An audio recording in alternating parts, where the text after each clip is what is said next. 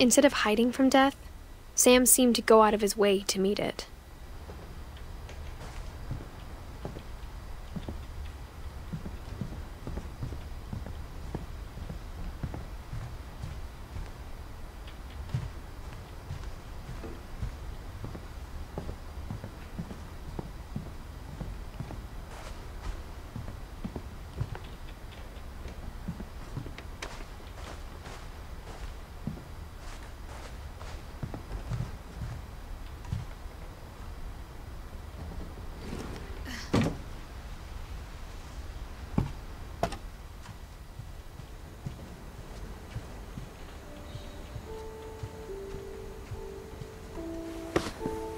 After Sam died, my mom and Edie got really close.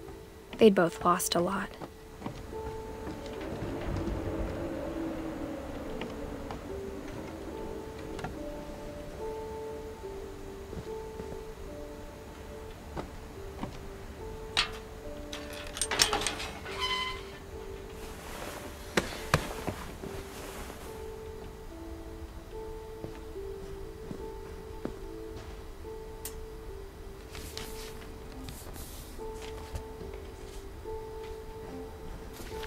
Dear Kay, do you remember the way Gregory used to laugh when he thought he was alone? Like something funny was happening, but only he could see it.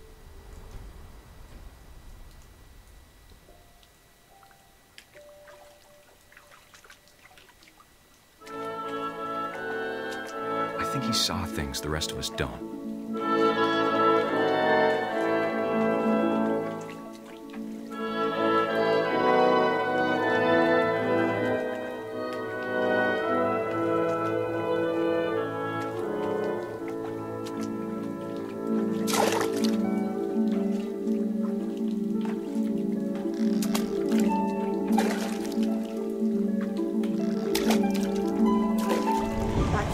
Gregory, it's time to...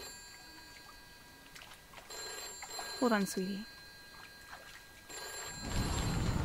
Hello? Sam, I told you I don't want to talk right now. I wonder what he saw.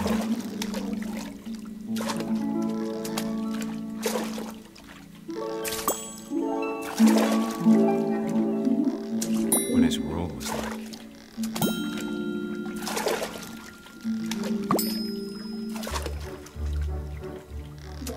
He reminded me so much of Calvin. Lost in his imagination.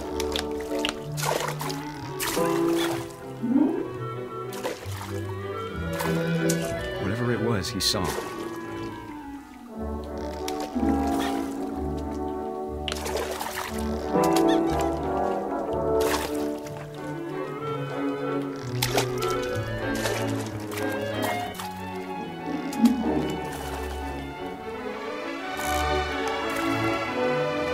It sure made him happy.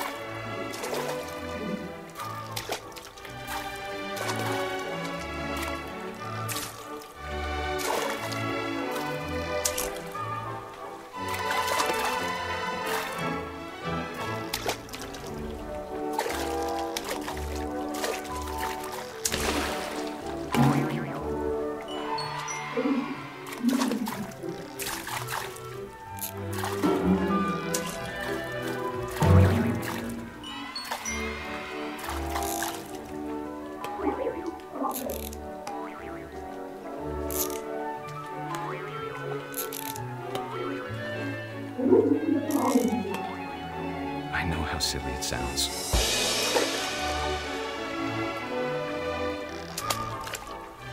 That I worried about a baby being too happy.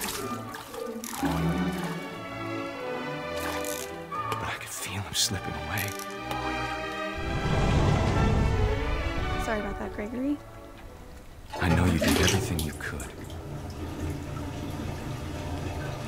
Maybe if I hadn't called that night. Damn it. Hold on, I don't want Gregory to hear this. I wish he could have told us about the world he saw.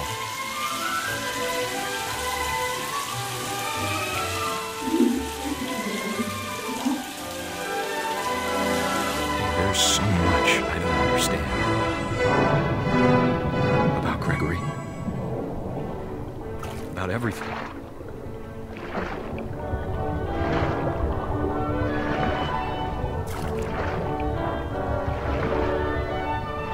What happened wasn't your fault.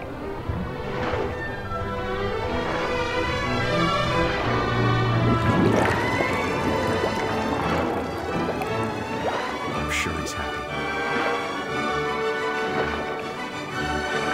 And he'd want you to be happy too. Good luck, Kay. Love, Sam.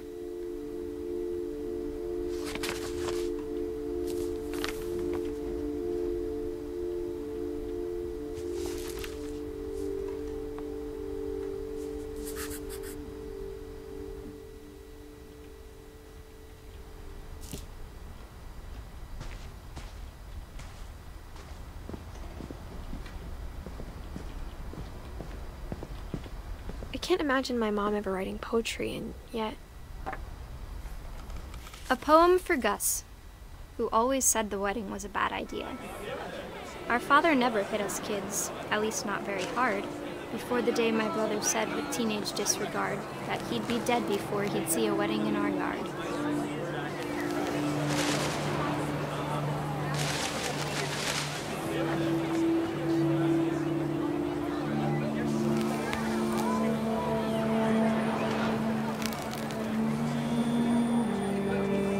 Father made him come, of course, but Gus stood far apart, just flew his kite and bottled up the storm inside his heart.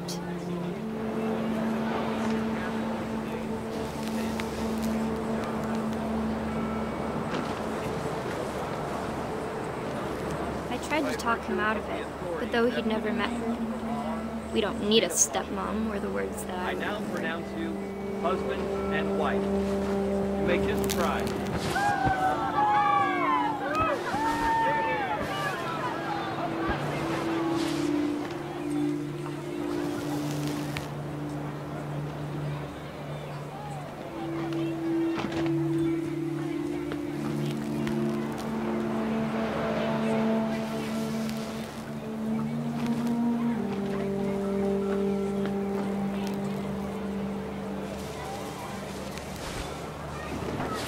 When the time for photos came, Dad ordered him to come here.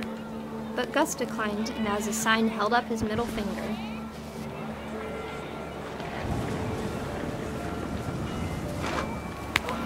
The wind picked up, and panicked geese appeared and quickly went. But all the humans did that day was go inside the tent.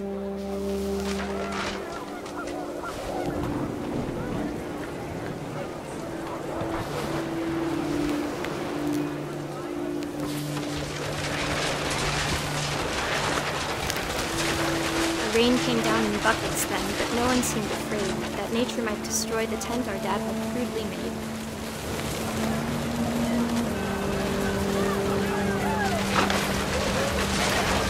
The thunder sounded much too close and full of angry power, but all my father said to this was, "Make the music louder."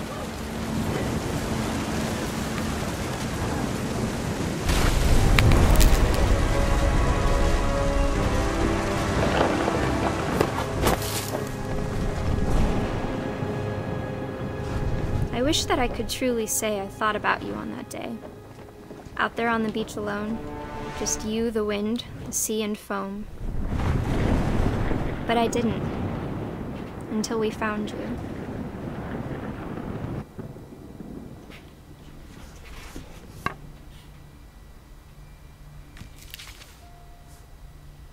She never talked about him, but Mom told me once if I was a boy, they were going to name me Gus.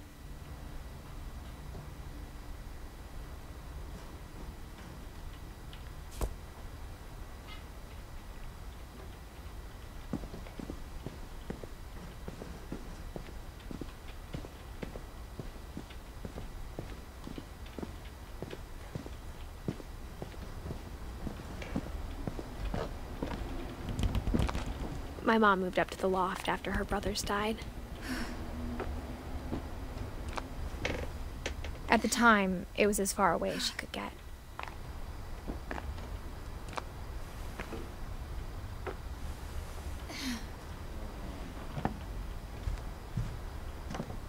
She spent a summer building houses in Calcutta, where she met my dad, Sanjay.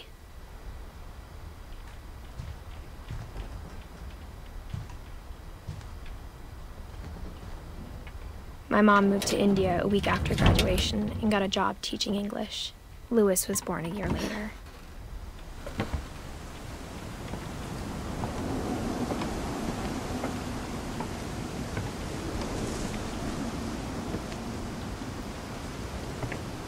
When my dad died, I don't think Mom knew where else to go.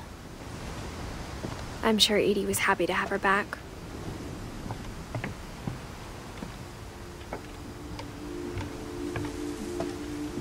The house had to get a little bigger, but Edie was used to that. And for a while, things were good. Almost normal.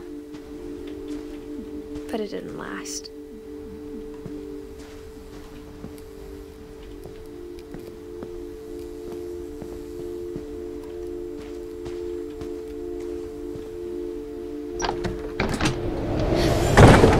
The beginning of the end was Milton's 10th birthday, when Edie gave him a castle.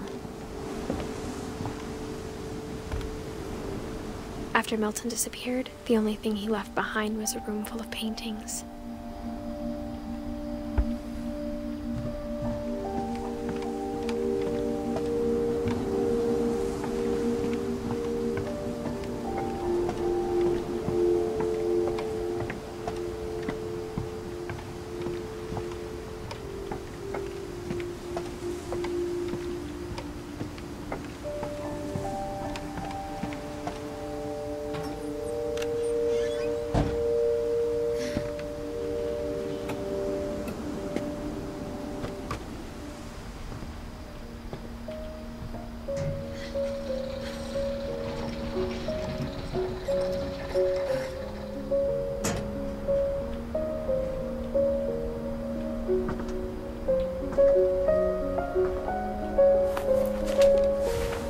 Milton Finch in The Magic Paintbrush.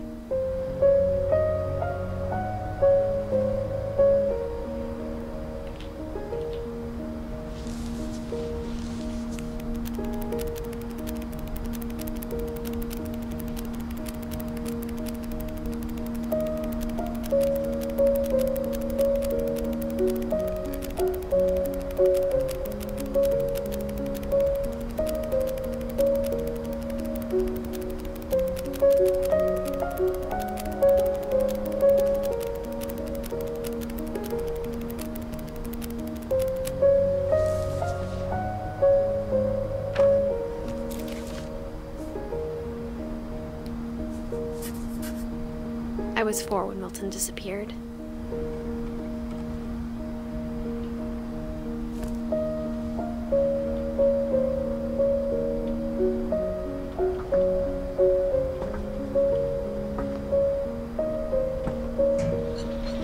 Mom spent months searching for my brother. Then she sealed the doors.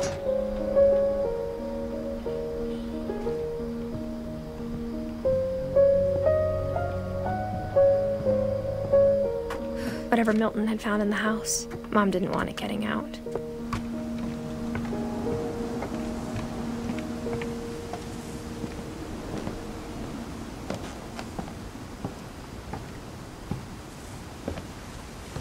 Mom definitely blamed Edie, but I think Lewis blamed himself. After he graduated, he just spent more and more time in his room, until Mom got him a job at the cannery. Everyone always told me to stay out of Lewis's room, except Lewis.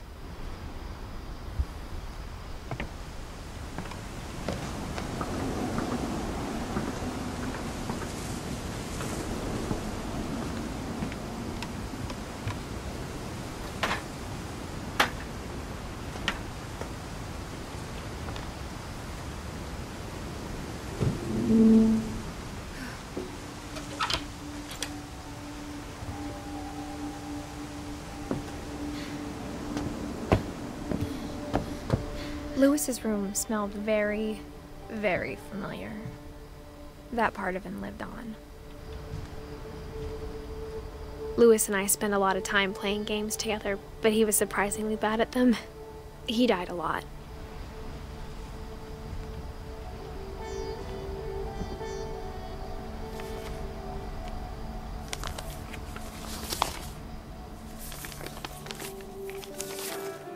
Dear Mrs. Finch, as Lewis's psychiatrist, I can understand your desire for an explanation. As I see it, the trouble began in January, shortly after we convinced your son to seek treatment for substance abuse. Newly sober, I believe Lewis first noticed the monotony of his daily life.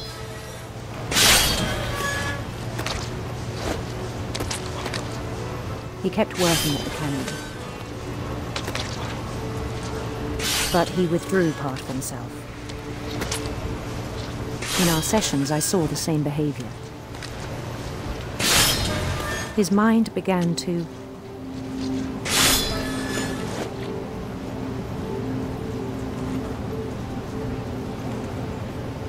wander.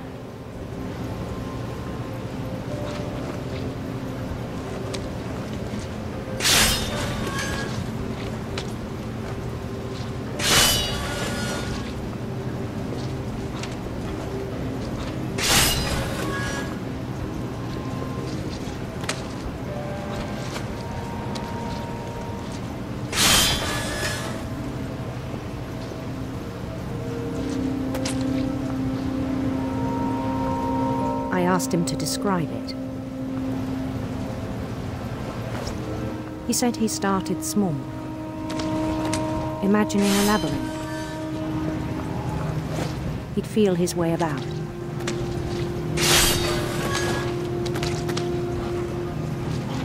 Then something moved. Bats and toads.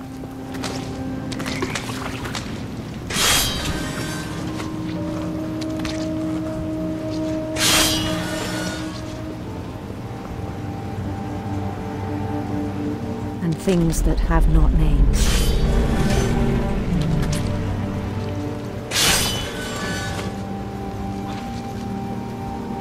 He knew it was all in his head.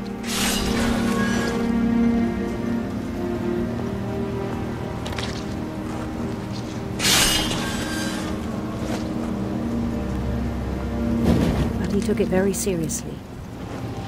I had hoped he'd find himself.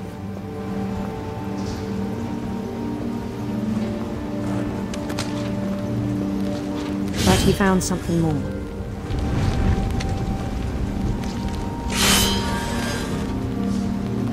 I worried about him then. Daydreaming at the cannery.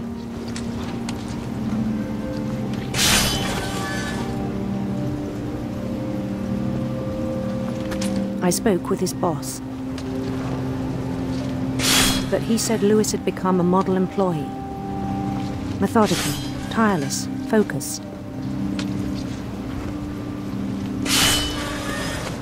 Like a whole new Lewis. So I let him go on.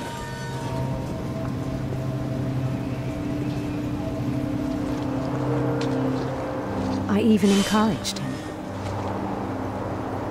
It seemed very promising at first. He told me he'd made a new friend.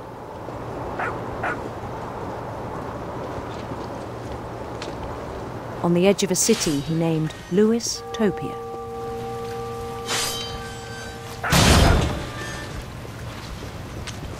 built the city up slowly, brick by brick. Then he made musicians.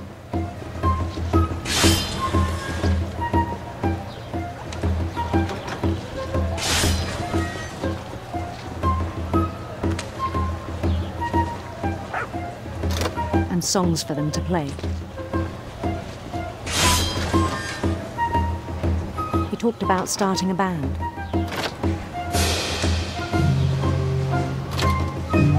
And he was always humming something. Every day his imagination grew stronger.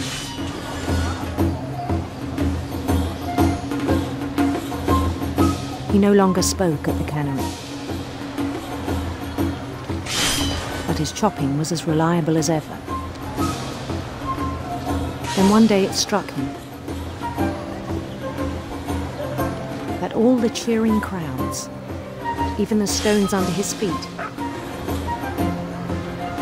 were all in his imagination, so he could do whatever he wished.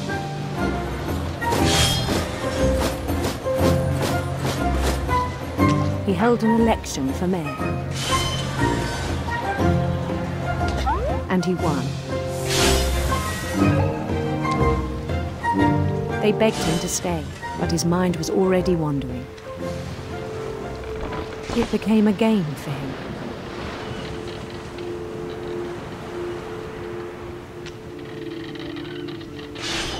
He'd conquer a city, then immediately push on. New Louisville.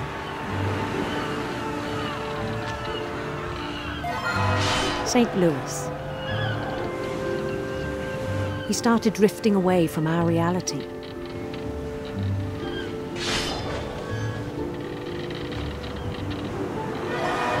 Minneapolis. Until one day he forgot to go home from the cannery. Even as his mother pleaded with him, part of Louis kept sailing on.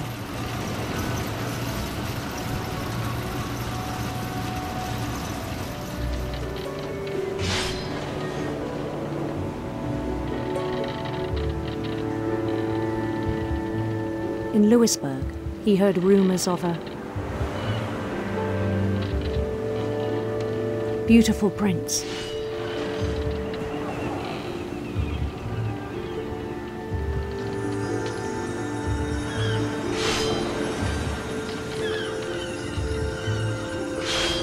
The prince was on his own quest for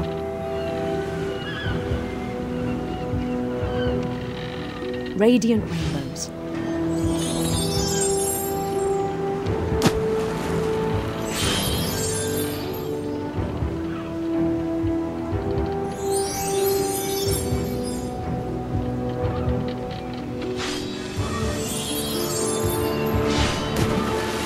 He followed the sound of his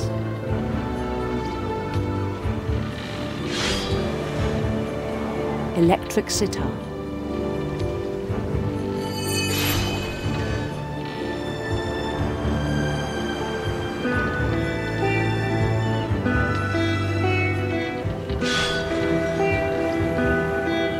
His chase led him to a golden palace east of the sun and west of the moon. Even then, his logic remained sound. He knew the world was all in his imagination.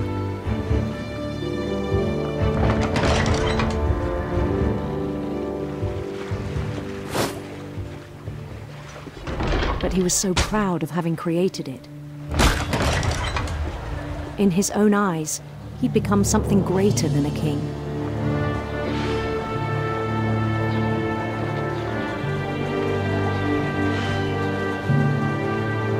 For someone who'd never known success in the real world, I think it was overwhelming.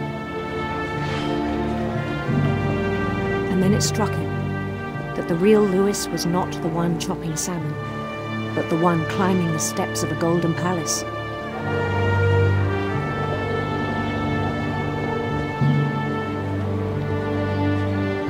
My imagination is as real as my body, he told me.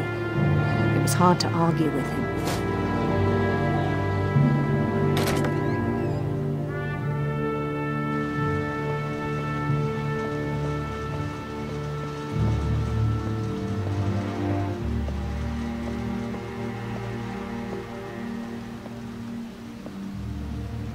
began to forget the world we know.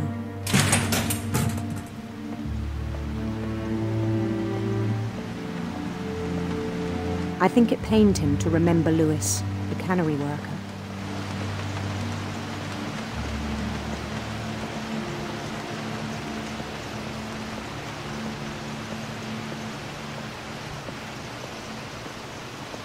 He began to despise the man with a royal contempt.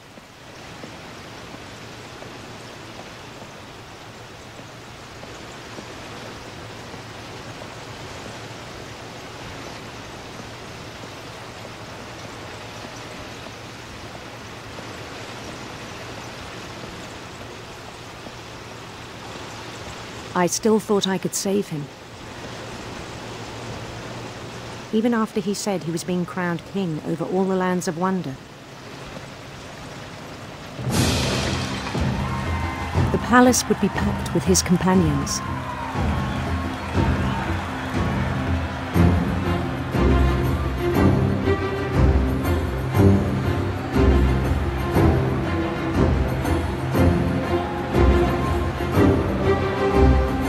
Including the wise Calico who'd insisted on inviting him.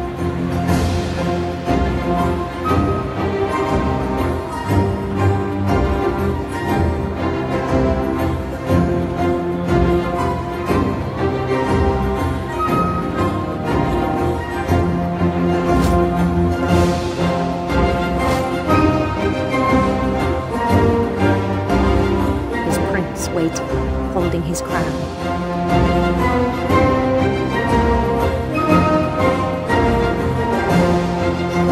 There was only one thing left to do.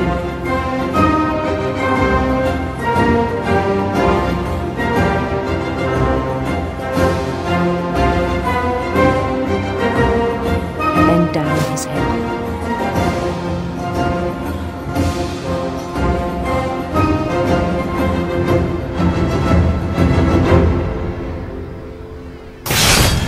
And the rest I think you know. Mrs. Finch, your son was a kind man who will be missed by all of us who knew him.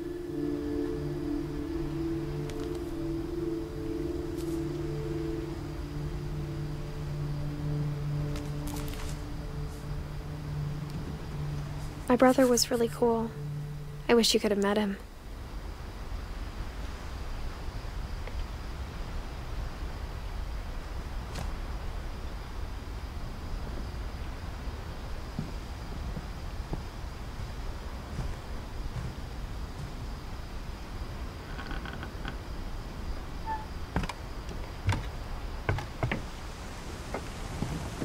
On the way back from Lewis's funeral, my mom told me to start packing. She waited until the day before we left to tell Edie.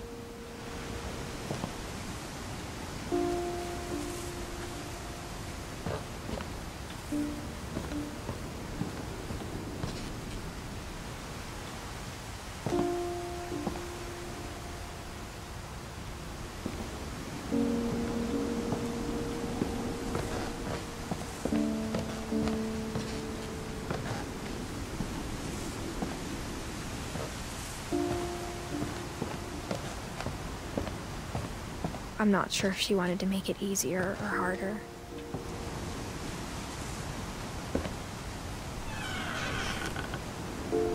I wish we'd stayed. But I understand why we left.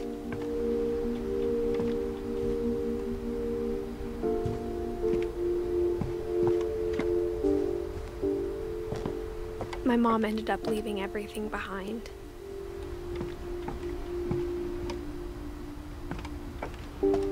What happened that night had been coming for a long time. Maybe it should have come sooner.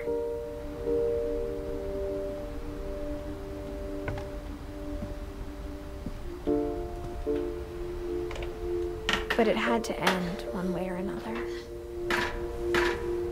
All that's left now is to tell you about that last night.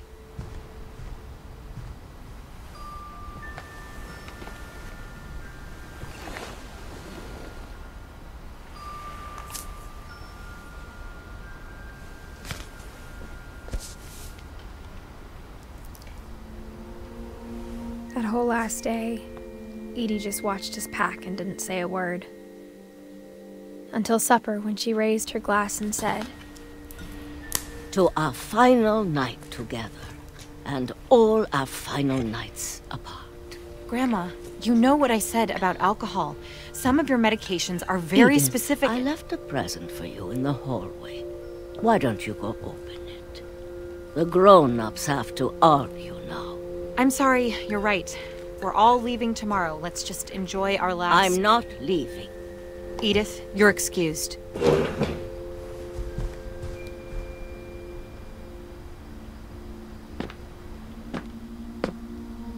The power had been shut off that morning, but Edie always had plenty of candles. When my mom sealed the library, I don't think she knew about the other entrance. Or that Edie had a key to it.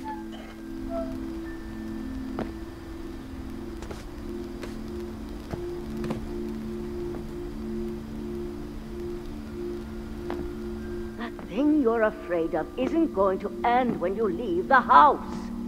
Edith has a right to know these stories. My children are dead because of your stories. I think it's best if Edith and I leave tonight. We'll have the nursing home send a van for you in the morning, okay?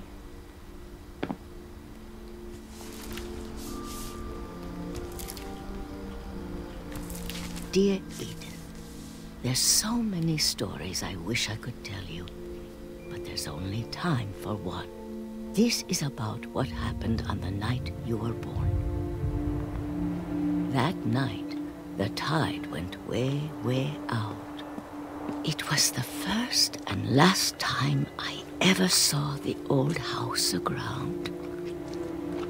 There'd been an earthquake out in the middle of the ocean. They called it the lowest tide in 1,000 years. God, it smelled awful. You know, I've seen that house every day of my life.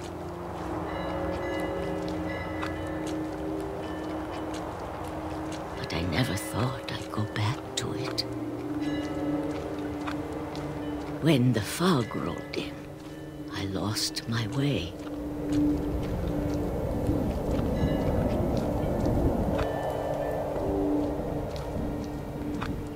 I got turned around.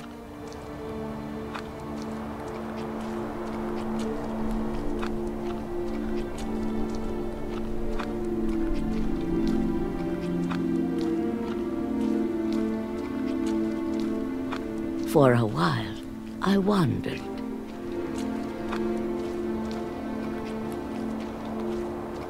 I started seeing things.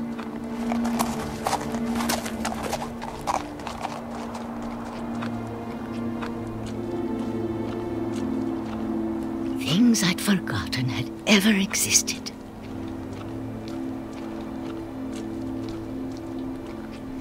But when I saw them, they felt like old friends. That night, a lot of things came back to me.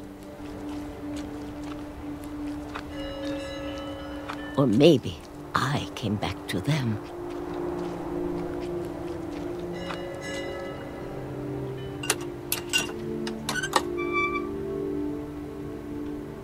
Things I can't explain, but that I need you to try and... Edith, what are you doing in here?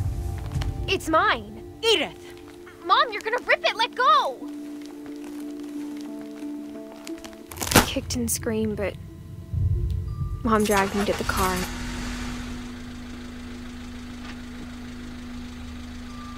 I never saw Great-Grandma Edie again. The next morning, the van came to pick her up, but she was already gone. After that, we moved around a lot.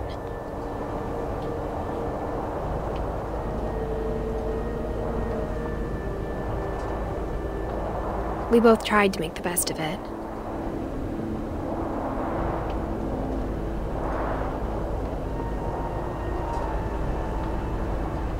A few years went by.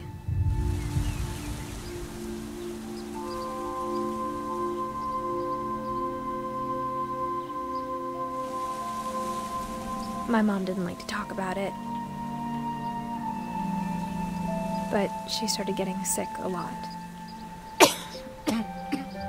The rest happened pretty quickly.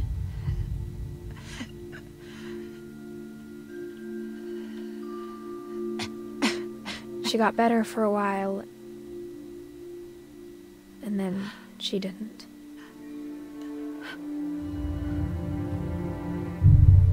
And then I was alone. The last Finch left alive.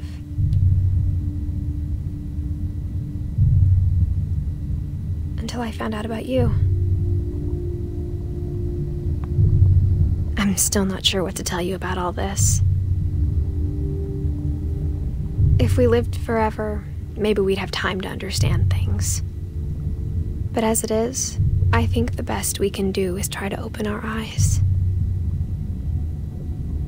And appreciate how strange and brief all of this is. This journal was supposed to be for you. But now I hope you'll never see it. I just want to meet you and tell you all these stories myself. But I guess if you're reading this now, things didn't work out that way.